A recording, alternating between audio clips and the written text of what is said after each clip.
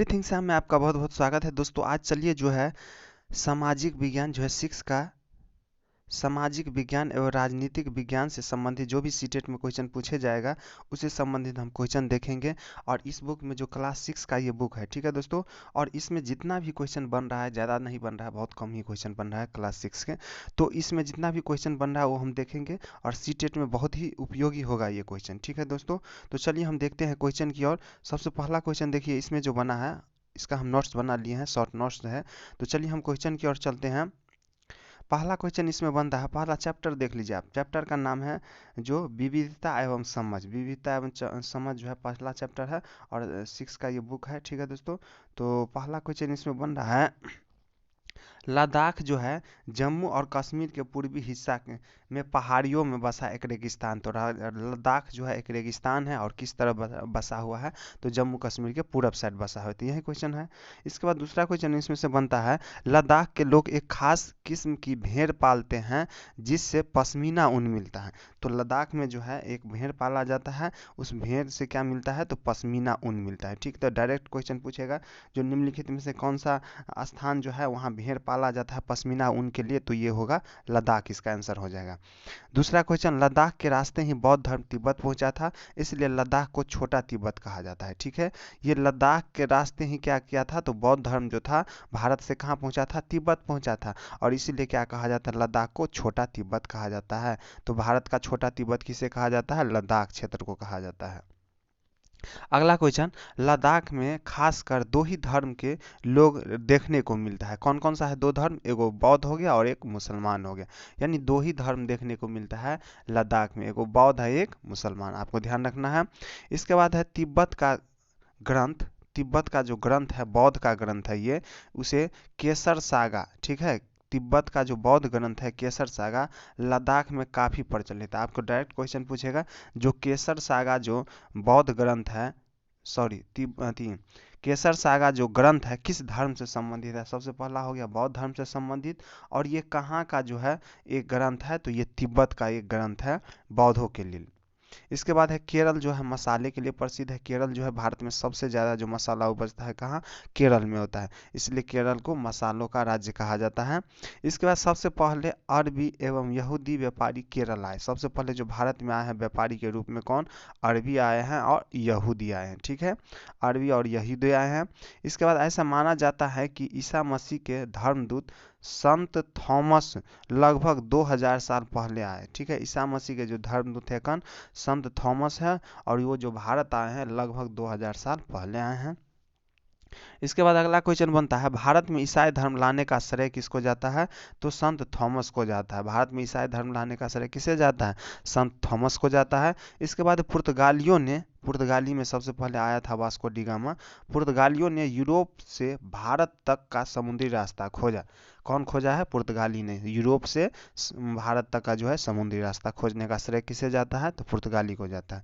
इसके बाद है केरल में मछली पकड़ने के लिए जो जाल इस्तेमाल किया जाता है वह चीन से चीनी जाल से हूबहू मिलता है, यानी चीन जो देश है उसके देश से जो है हूबहू जाल मिलता है, इसलिए उसको क्या कहा जाता है, चीनी वाला कहा जाता है, ठीक है। तो चीनी वाला क्या है, तो चीनी वाला जो है एक प्रकार का क्या है, जाल है, और ये जो है केरल में मछली पकड़ने के लिए प्रयोग किया जाता है, और ये चीन से मिलता है, इसलिए इसका नाम क्या हो गया, चीनी वाला। तो याद रखना है चीनी वाला क्या है, एक प्रकार का जाल है। इसके बाद है केरल में तलने के लिए लोग जो बर्तन इस्तेमाल करते हैं वो चीनी चट्टी कहते हैं, चीना चट्टी कहते हैं, ठीक है। चीना चट्टी क्या हो गया, तो एक बर्तन हो गया, और ये जो केरल में क्या करता है, यानी तलने के लिए काम करते हैं, तो इसको क्या कहे, चीना चट्टी। इसके बाद अगला क्वेश्चन देख लीजिए, केरल के उपजाऊ जमीन और जलवायु जो है चावल चावल की खेती के लिए बहुत प्रसिद्ध है। जो केरल का जलवायु है किसके लिए प्रसिद्ध है, चावल की खेती के लिए प्रसिद्ध है। यहाँ के अधिकतर लोग मछली और चावल खाते हैं, ठीक है। यहाँ के जो केरल के अधिकतर लोग हैं क्या खाते हैं, मछली और चावल खाते हैं। इसके बाद अगला क्वेश्चन, ओणम जो है केरल में मनाए जाने वाला त्यौहार है। ओणम जो है कहाँ मनाया जाता है, सबसे पहले केरल में मनाया जाता है। इस त्यौहार में जो होता है क्या, तो 9 प्रतियोगिता होता है। क्या होता है, 9 प्रतियोगिता। तो आपसे डायरेक्ट क्वेश्चन पूछेगा जो 9 प्रतियोगिता जो होता है किस त्योहार में मनाया जाता है, तो ओणम में मनाया जाता है। कहाँ मनाया जाता है, तो केरल में मनाया जाता है, ठीक है। ओणम में होता है क्या, तो एक प्रकार का 9 प्रतियोगिता होता है।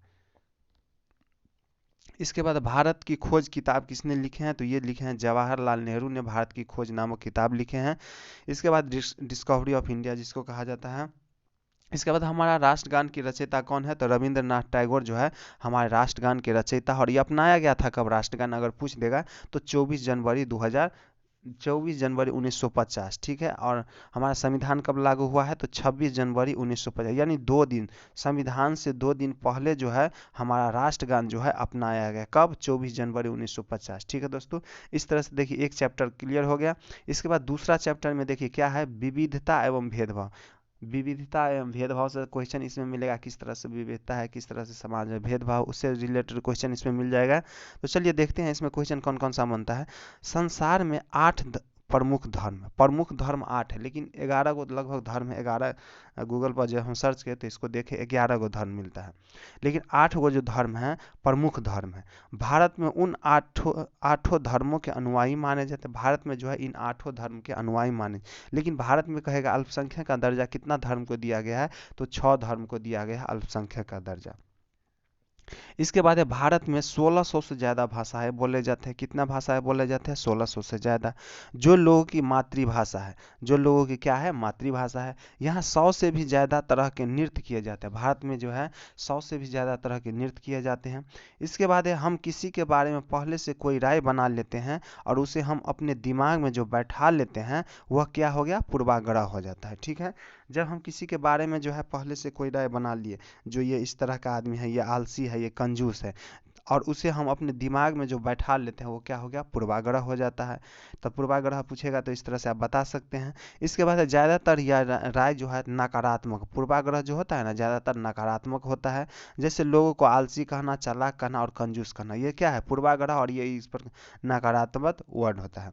इसके बाद है विकलांग शब्द को आज बदल कर उनके लिए शब्द का प्रयोग किया जाता है। क्या शब्द का प्रयोग किया जाता है विकलांग के बदले, तो सबसे पहले खास ज़रूरत वाले बच्चे प्रयोग किया जाता है, ठीक है।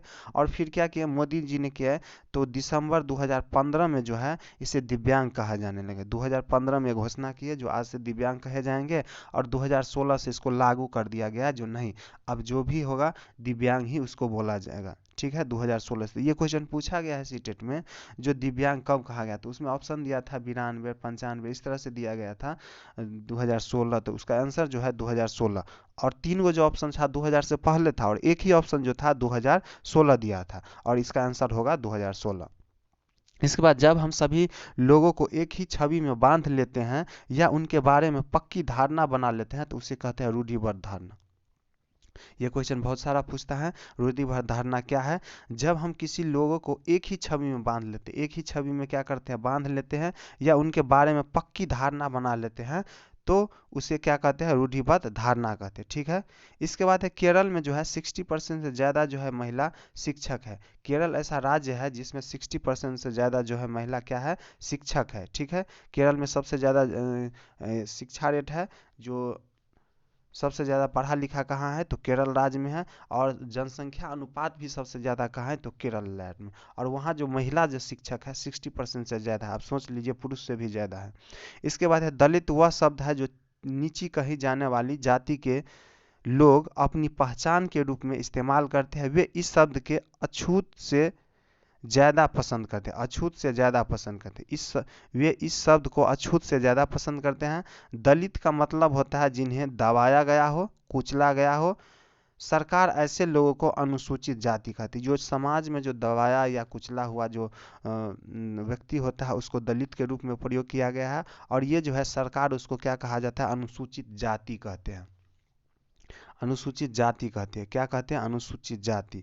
इसके बाद है अगला क्वेश्चन, डॉक्टर भीमराव अंबेडकर जो थे, जिसका जन्म जो 1891 ईस्वी में हुआ है और मृत्यु जो 1956 ईस्वी में हो गया है, भारतीय संविधान के पिता एवं दलितों के सबसे बड़े नेता। तो भारतीय संविधान का पिता किसे कहा जाता है, डॉक्टर भीमराव अंबेडकर।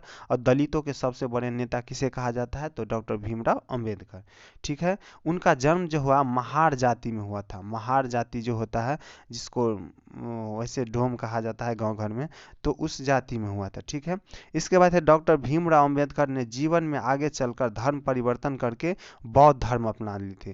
तो डॉक्टर भीमराव अंबेडकर ने लास्ट में क्या किए थे, तो बौद्ध धर्म अपना लिए थे। ठीक है, इसके बाद देख लीजिए तीसरा चैप्टर आ गया, सरकार क्या होता है। ठीक है, सरकार क्या होता है, इससे संबंधित क्वेश्चन हम देखेंगे, ये तीसरा चैप्टर हो गया।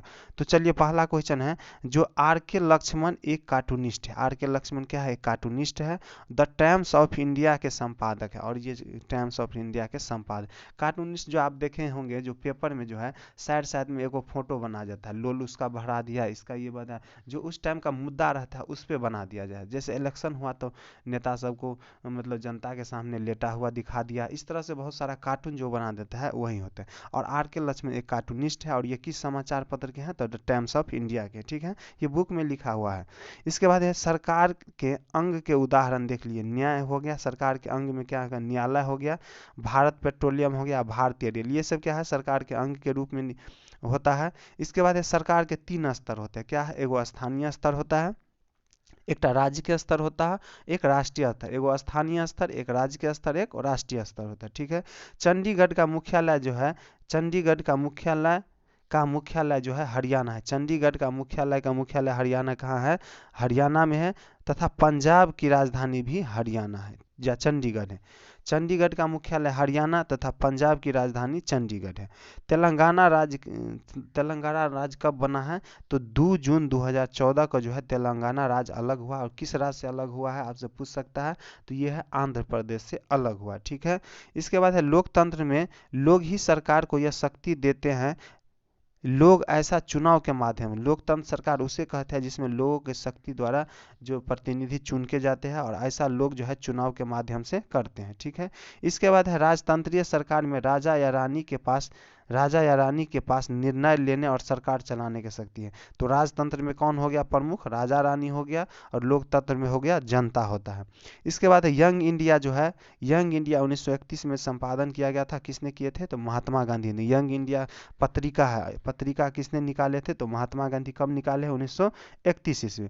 इसके बाद यंग इंडिया में जो गांधी जी लिखे हुए हैं, कोटेशन है, मैं यह विचार सहन नहीं कर सकता है कि जिस आदमी के पास संपत्ति है वह वोट दे सके, लेकिन वह अपनी जिसके पास चरित्र है, लेकिन वह आदमी जिसके पास चरित्र है पर संपत्ति या शिक्षा नहीं, वह वोट नहीं दे सकता है। या जो दिन भर अपना पसीना बहाकर ईमानदारी से काम करता है, वह वोट नहीं दे सकता है, क्योंकि उसने गरीब होने का गुनाह किया। तो ये जो है वोट देने पर कहा, जो पहले जो क्या था, तो गरीब सब जो होता है उसको वोट नहीं दिया जाता था, जो किसान सब था उसको वोट नहीं दिया जाता, जो बड़े बड़े आदमी थे वही वोट देने का काम करता था। उसी के बारे में गांधी जी लिखे हैं, जो मेहनत करता है भर दिन, जिसका चरित्र अच्छा है, वो वोट नहीं दे सकता है। इसी के बारे में ये कोटेशन लिखा गया है, किस बुक में, तो यंग इंडिया में लिखे हैं गांधी जी।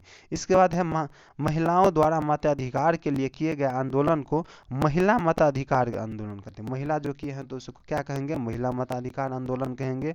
और अंग्रेजी में इसे सफ्रेज मूवमेंट कहते हैं। सफ्रेज मूवमेंट क्या है, तो महिला मताधिकार आंदोलन जो है, जिसे सफ्रेज मूवमेंट कहते हैं इंग्लिश में। सफ्रेज का मतलब होता है वोट देने का अधिकार। ठीक है, सफ्रेज का मतलब क्या होता है, वोट देने का अधिकार। इसके बाद है अमेरिका में औरतों को वोट देने का अधिकार जो है 1920 में मिला। अमेरिका में कब मिला है वोट देने का अधिकार, 1920 ईस्वी में मिला है। इंग्लैंड में जो है वही 28 ईस्वी में मिला है। भारत में जो है 1926 ईस्वी में मिल गया था वोट देने का अधिकार महिला को। इसके बाद चलिए अगला चैप्टर जो है अध्याय है लोकतांत्रिक सरकार के मुख्य तत्व। लोकतांत्रिक सरकार के मुख्य तत्व देख लीजिए क्या सब है। दक्षिण अफ्रीका में रंगभेद के खिलाफ आंदोलन में हेक्टर पीटरसन ने गोली लगी। हेक्टर पीटरसन को कब गोली लगी है, 1976 में लगी। यानी दक्षिण अफ्रीका में जो है रंग भेद की नीति जो आंदोलन चल रहा था, आंदोलन में जो है तो एक हेक्टर पीटरसन नाम के आदमी थे, बुक में जो दिया हुआ है, और उसको क्या कब गोली लगा है, 1976 में लगा है।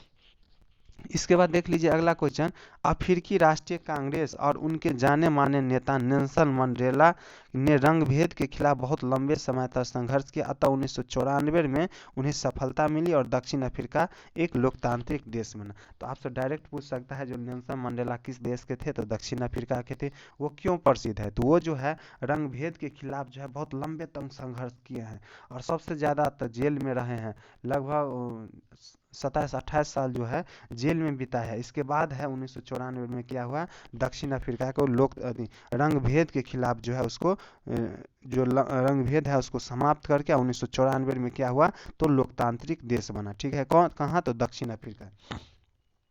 इसके बाद है अगस्त 2005 में जब एक खास सरकार ने बिजली का किराया बढ़ा दिया था, तो लोगों ने अपना विरोध बहुत ही तीखे रूप में व्यक्त किया था। लोगों ने जुलूस निकाले और हस्ताक्षर अभियान चलाए। अंततः उसे लोगों की मांग माननी पड़ी और बिजली में बढ़ाए गए दामों को हटाना पड़ा। ठीक है, तो 2005 में एक ऐसा घटना घटा जो सरकार क्या किया था, तो बिजली का दाम एकाएक बढ़ा दिया था। तो लोगों ने क्या किया था, सरकार के खिलाफ जो है आवाज़ उठाए, आंदोलन किए। तो सरकार को विवश होकर जो है 2005 में बिजली के दाम में कमी करना पड़ा। तो उसके लिए क्या किया था, जुलूस निकाले थे, इसके बाद हस्ताक्षर किए थे, अभियान चलाए थे, तब सरकार को ये बात मानना पड़ा। ठीक है दोस्तों, इस तरह से ध्यान रखना है। जो बिजली के कटौती के लिए कब विशाल जो है जुलूस किया गया था, हस्ताक्षर अभियान किया गया था, तो 2005 में। किसके लिए, तो बिजली के जो दर बढ़ गया था उसको कमी करने के लिए। इसके बाद है कावेरी नदी विवाद जो है कर्नाटक और तमिलनाडु राज्य में होता है। कावेरी नदी विवाद जो है कर्नाटक और तमिलनाडु राज्य में होता है। कृष्णा सागर बांध जो है कर्नाटक में और मेटूर बांध जो है तमिलनाडु में जो है बांधा गया है। ठीक है, और वो क्या करता है, पानी एक दूसरे से रोक लेते हैं, इसलिए उसमें विवाद चलता रहता है पानी को लेके ही। इसके बाद चलिए 5वां चैप्टर आ गया पंचायती राज। पंचायती राज क्या होता है इसके बारे में देखेंगे और पंचायती राज से जो भी क्वेश्चन बनता है उसको देखेंगे। तो पंचायती राज देखिए, ग्राम सभा एक पंचायत के क्षेत्र में रहने वाले सभी वयस्कों की सभा होती है। ग्राम सभा जो होता है पंचायत के क्षेत्र में रहने वाले सभी वयस्क की सभा होती है। वयस्क किसको कहते हैं, 18 साल से ऊपर को कहेंगे। उसमें सिर्फ एक गांव हो या एक से ज़्यादा गांव हो सकता है। ये जो ग्राम सभा होती है उसमें एक गांव हो सकता है या एक से ज़्यादा गांव हो सकता है। इसके बाद है कई राज्यों में हर गांव की ग्राम सभा की बैठक अलग अलग होती है। बहुत सारा राज्य में जो होता है ग्राम सभा की बैठक अलग अलग होती है। कोई भी व्यक्ति जिनकी उम्र 18 या उससे ज़्यादा हो, जिसे वोट देने का अधिकार प्राप्त हो, जिसका नाम गांव की मतदाता सूची में हो, वह ग्राम सभा का सदस्य हो सकता है। तो डायरेक्ट क्वेश्चन पूछेगा जो निम्नलिखित में से ग्राम सभा का सदस्य कौन नहीं है, तो इस तरह से ऑप्शन दे देगा। जिसकी उम्र 18 वर्ष से कम हो तो ये होगा, नहीं होगा। 18 वर्ष जिसका उम्र रहता है वही ग्राम सभा का सदस्य बनता है। इसके बाद उसको वोटर लिस्ट में नाम हो, वोट देने के काबिल हो, तो वही क्या हो सकता है, ग्राम सभा का सदस्य बन सकता है। इसके बाद देख लीजिए, सुरु नदी जो है जम्मू कश्मीर में बहती है। तो ये बहुत छोटा क्वेश्चन है, सुरु नदी कहाँ बहती है, तो जम्मू कश्मीर में बहती है। इसके बाद है एक ग्राम पंचायत कई वार्डों यानी छोटे क्षेत्रों में बटी हुई होती है। प्रत्येक वार्ड अपना एक प्रतिनिधि चुनता है। प्रत्येक वार्ड क्या करता है, अपना प्रतिनिधि चुनता है।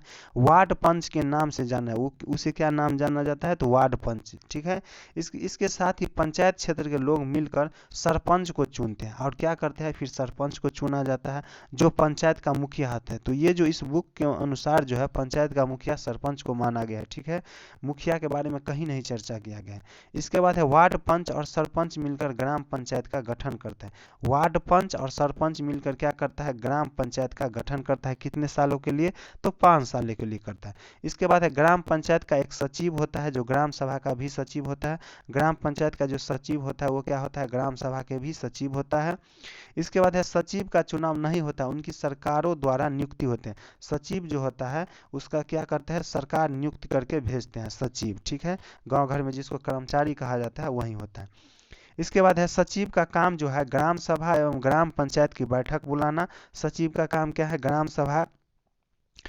सभा एवं ग्राम पंचायत की बैठक बुलाता है और जो भी चर्चा एवं निर्णय होता है उसका रिकॉर्ड रखता है। तो रिकॉर्ड रखने का काम कौन करता है, सचिव करता है। किसका रिकॉर्ड, तो ग्राम सभा और ग्राम पंचायत की जो बैठक होता है उसका रिकॉर्ड रखने की काम करता है। इसके बाद है ग्राम पंचायत पूरे गाँव के हित के निष्पक्ष रूप से काम करते हैं। पूरा गाँव के हित में मतलब निष्पक्ष रूप से काम कर सके, इसमें ग्राम सभा की महत्वपूर्ण भूमिका, ग्राम सभा की इसमें महत्वपूर्ण भूमिका होती है।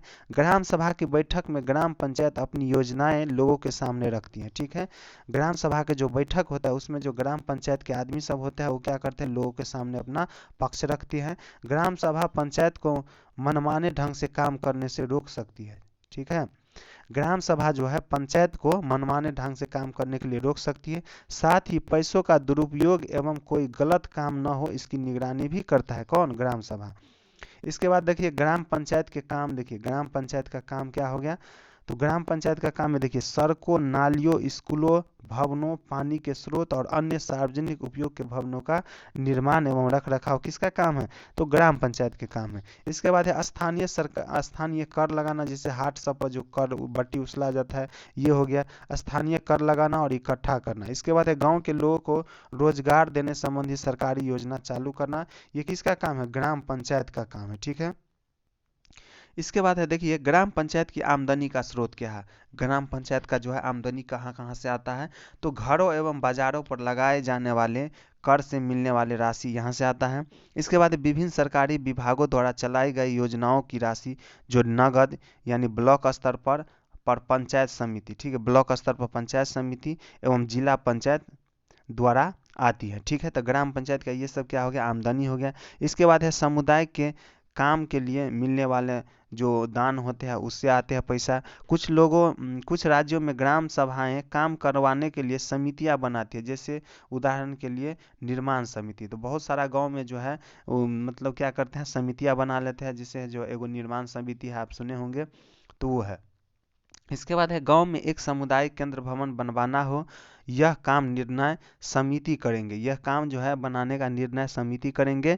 इस समितियों में कुछ सदस्य ग्राम सभा के होते हैं और कुछ पंचायत के, ये दोनों मिलकर क्या करते हैं, तो गांव के विकास के लिए काम करते हैं। कौन कौन, तो ये देख लीजिए कौन कौन सा था, ग्राम सभा और ग्राम का जो सदस्य था, जो यानी इन समितियों में से कुछ जो सदस्य ग्राम सभा के होते हैं और कुछ जो है ग्राम पंचायत के।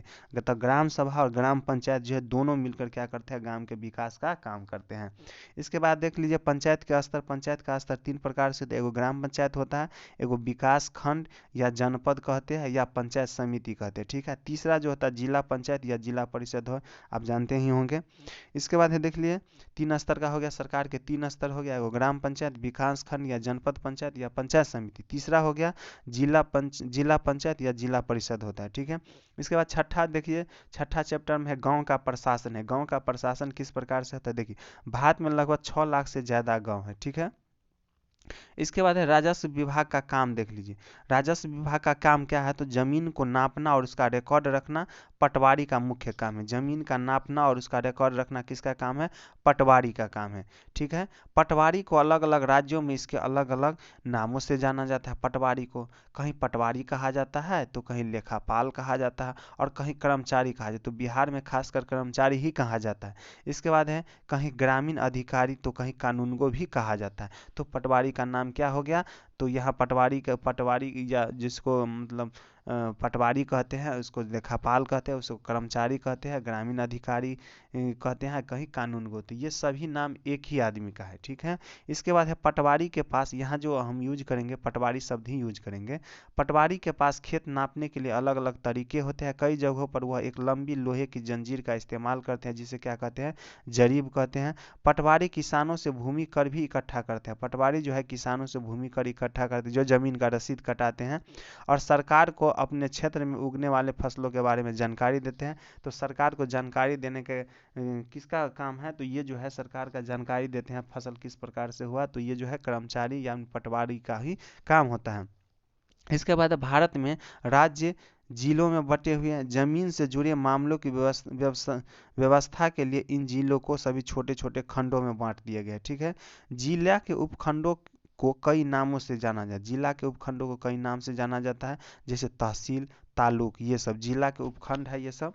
इसके बाद सबसे ऊपर कौन होता है, तो जिला अधिकारी होता है, जिसे डीएम कहा जाता है, और उसके नीचे जो होता है तहसीलदार होते हैं, और उसके जो उन्हें विभिन्न मामलों को निपटाता है। ठीक है, जैसे डीएम सबसे नीचे हो गया, इसके बाद कौन हो गया, तहसीलदार हो गया, और क्या करता है, पटवारी का जो काम होता है सारा काम उसको निपटाने का काम करता है, देख रेख पटवारी का काम का देख रेख तहसीलदार करेगा, तहसीलदार का काम का देख रेख कौन करेगा, तो डीएम करेगा। तो सबसे नीचे कौन हो गया, सरकारी अधिकारी में हो गया कर्मचारी। इसके बाद देख लीजिए तहसीलदार पटवारी के काम का निरीक्षण करते हैं। देख लिए सबसे नीचे हो गया पटवारी, उसके ऊपर हो गया तहसीलदार और उसके ऊपर हो गया डीएम। इसके बाद है और सुनिश्चित करते हैं कि रिकॉर्ड सही ढंग से रखे जाएं और राजस्व यानी विभिन्न तरह के कर को इकट्ठा होता है कि नहीं, तो ये जो देख रेख करता है तहसीलदार करते हैं। इसके बाद तहसीलदार यह भी देखते हैं कि किसानों को अपने रिकॉर्ड की नकल आसानी से मिल जाए। तो नकल जो होता है, जैसे किसी का नक्शा खो गया, खेत का जो है खेता खसरा, तो ये देखने का काम कौन करता है, तो तहसीलदार का ही काम है। तहसीलदार विद्यार्थियों को जरूरत पड़ने पर जाति प्रमाण पत्र भी जारी करता है। तो जाति प्रमाण पत्र जो है विद्यार्थी को तहसीलदार ही जारी करता है। इसके बाद तहसीलदार के दफ्तर में जमीन से जुड़े विवाद का मामला सुने जाते हैं। तो जमीन से जुड़े विवाद का मामला जो है तहसीलदार के रूप में ही सुने जाते हैं तहसीलदार के पास। इसके बाद हिंदू अधिकार अधिनियम जो है 2005, देखिए एक नया कानून बना था। हिंदू अधिकार अधिनियम संशोधन है, इससे पहले कानून बन चुका था, ठीक है, लेकिन इस तरह से नहीं बना था। जो देख लीजिए क्या लिखा है इसमें, पिता की मृत्यु के बाद जमीन बेटों और बेटियों को उसकी मां को जमीन में बराबर बराबर हिस्सा मिलता है। यह कानून सभी राज्यों में और केंद्र शासित प्रदेश में लागू होगा, ठीक है। ये जो है हिंदू अधिकार अधिनियम 2005 में कानून बना है। तो इसमें जो कहा गया था, जो पिता का जो जमीन होगा उसमें माँ का, इसके बाद बेटा का और बेटी का, तीनों का बराबर हक मिलेगा, ठीक है। लेकिन इस बीच में जो चर्चा था 2020 में जो चर्चा था, तो उसमें कोर्ट का कोई केस कर दिया था, जो इसमें कहा गया था जो ये जो होगा 2005 के बाद जन्मा है उसी के लिए लागू होगा या उससे पहले जो जन्मा है उसके लिए लागू हो। तो कोर्ट ने ज़्यादा डायरेक्ट निर्देश दिया कि नहीं, उससे पहले 2005 से अगर पहले भी कोई जन्मे हुए है बेटी, तो उसको क्या करता है, पिता के ज़मीन में हक मिल सकता है, ठीक है। तो यही कानून है 2005 में हिंदू अधिकार अधिनियम धारा। लेकिन इसमें बिहार में इस तरह का बात नहीं होता, बहुत सारा नहीं होता है बहुत जगह। इसके बाद अगला क्वेश्चन देख लीजिए, राशन कार्ड जो है तहसीलदार के दफ्तर में बनता है। तो डायरेक्ट पूछेगा जो राशन कार्ड कहाँ बनता है, तो तहसीलदार के दफ्तर में बनता है। इसके बाद देख लीजिए नगर प्रशासन, अभी देखिए ग्राम प्रशासन, अब देखेंगे नगर प्रशासन। बड़े शहरों में नगर प्रशासन चलाने वाले संस्था को नगर निगम कहते हैं। तो बड़े शहर में क्या हो गया, नगर निगम हो गया, और जबकि छोटे शहर में और कस्बा में नगर पालिका हो गया, ठीक है। बड़े शहर में क्या हो गया, नगर निगम हो गया, और छोटे शहर में नगर पालिका हो गया। इसके बाद नगर निगम का काम देखिए, नगर निगम तो देख लीजिए बड़ी शहर में, उसका काम देखिए, यह सुनिश्चित करता है कि शहर में बीमारियां न फैलें। एक स्कूल स्थापित करता है और उन्हें चलाता भी है। एक स्कूल स्थापित करने का जो दायित्व है किसको, नगर निगम को है, चलाने का भी काम होता है नगर निगम को, उसको देख रेख करने का। शहर में दवाखाने और अस्पताल चलाता है कौन, नगर निगम। और यह बाग बगीचों का रख रखाव भी करता है नगर निगम का। ये सब काम में आ जाता है। इसके बाद है शहर को अलग अलग वार्डों में बांटा जाता है और हर वार्ड से एक पार्षद को चुना जाता है। जैसे गांव में देखें ना, जो वार्ड पंच होता है, उसी तरह शहर में क्या होता है, अलग अलग वार्डों में बांट जाता है और प्रत्येक वार्ड का एक पार्षद होता है। गांव में कहते हैं वार्ड पंच, और शहर में कहेंगे क्या, तो एक पार्षद कहेंगे, वार्ड पार्षद जिसको कहा जाता है। इसके बाद है नगर निकाय के कुछ निर्णय ऐसे होते हैं जो सारे शहर को प्रभावित करते हैं। नगर निकाय के जो कुछ निर्णय ऐसे होते हैं जो सारे शहर को प्रभावित करते हैं। ऐसे जटिल निर्णय पार्षदों के समूह द्वारा लिए जाते हैं। ऐसा निर्णय जो है पार्षदों के समूह द्वारा लिए जाते हैं। कुछ पार्षद मिलकर समितियां बनाते हैं। कुछ पार्षद जो है समितियां बनाते हैं जो विभिन्न मुद्दों पर विचार विमर्श करने के निर्णय लेते हैं। कुछ पार्षद मिलकर क्या करते हैं, अपना पार्षद क्या क्या 10 गो पार्षद मिल गया और एक समिति बना लिया, और जो विभिन्न मुद्दों पर विचार विमर्श करने के लिए अपना बैठक बुलाता रहता है। इसके बाद जब कोई वार्ड के अंदर अंदर की समस्या होती है तो वो वार्ड के लोग पार्षद से संपर्क करते हैं। जैसे कोई वार्ड में बिजली का तार गिर गया तो वो सबसे पहले क्या करेगा, तो वार्ड पार्षद को बोलेगा। वार्ड पार्षद क्या करेगा, तो वो अपने जो उसको जो जानकारी होगा बिजली विभाग को फ़ोन करेगा या उससे अपने जो बड़े अधिकारी होगा उसको संपर्क करेगा। तो ये काम किसका होता है, तो पार्षद का होता है। इसके बाद है जहाँ पार्षदों की समितियाँ एवं पार्षद विभिन्न मुद्दों पर निर्णय लेने का काम करती है, वहीं उन्हें लागू करने का जो काम है आयुक्त कमिश्नर करते हैं, ठीक है। पार्षद जो है विभिन्न मुद्दों पर निर्णय लेता है, जो नहीं यहाँ जो है यानी बिजली का तार नहीं गड़ना चाहिए तो गड़ाता है, तो उसी के निर्देश पर क्या करते हैं कमिश्नर जो होता है लागू करने का काम करते हैं और प्रशासनिक कर्मचारी करते हैं। इसके बाद है आयुक्त और प्रशासनिक कर्मचारियों की सरकार द्वारा नियुक्ति की जाती है। आयुक्त और प्रशासनिक कर्मचारी को जो है सरकार द्वारा नियुक्त करके भेजा जाता है, जबकि पार्षद जो है निर्वाचित होते हैं। पार्षद जिसको पंचायत गांव घर में क्या कहते हैं वार्ड जो कहते हैं वार्ड पार्षद कहते हैं, और जो शहर में जो होता है वार्ड पार्षद, गांव में क्या कहते हैं उसको, ठीक है। इसके बाद ये देख लीजिए नगर निगम के आमदनी का स्रोत देख लीजिए, नगर निगम में जो आमदनी कहाँ से आता है उसके बारे में लिखा गया है। तो लोगों द्वारा लिए गए कर, जो लोग सब जो टैक्स देते हैं उससे हो गया आमदनी। जिन लोगों के अपने घर होते हैं उन्हें संपत्ति कर देना होता है तो उससे हो गया। साथ ही पानी एवं अन्य सुविधाओं के लिए भी कर देना होता है। जितना बड़ा घर होता है उतना ज़्यादा कर देना पड़ता है, तो शहर में ये सब जो है टैक्स के रूप में मिलता है। इसके बाद है निगम के पास जितना पैसा आता है उसमें संपत्ति कर से केवल 25 से 30% पैसा ही आता है। निगम कर से कितना हो गया 25 से 30% पैसा होता है। इसके बाद है शिक्षा पर भी कर लगता है। अगर आप किसी दुकान या होटल के मालिक हैं तो उस पर भी कर देना पड़ेगा आपको, ठीक है।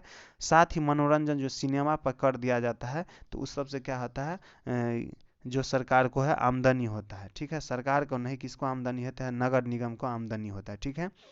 इसके बाद है प्लेग हवा के जरिए फैलता है। प्लेग जो है हवा के जरिए फैलता है।